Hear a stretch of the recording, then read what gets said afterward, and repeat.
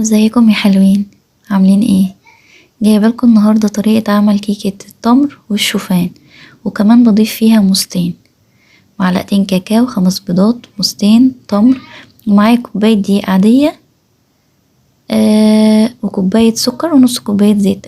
ده طبعا غير البيكنج باودر والفانيليا. انا هنا بضيف 5 بيضات، وبحب اعملها ب5 بيضات علشان ولادي مش بيحبوا ياكلوا البيض، فبحاول ازود البيض شوية في الكيك. وطبعا ما بيبقالوش طعم يعني زفارة ولا كلام من ده، مبيبقاش بيضايق يعني. ونص كوباية لبن، واللبن انا بحطها بضيف معاها قشطة. هنا الموز انا هرسته في الكبة، وكمان التمر عادة بنقعه قبلها بشوية في حبة لبن، في نص كوباية لبن او حتى كوباية لبن، وبعد كده بفرمهم في الكبة زي ما انتوا شايفين. كوباية الشوفان انا طحنتها، بنقدر نجيب دقيق شوفان جاهز، انما انا ما كانش عندي دقيق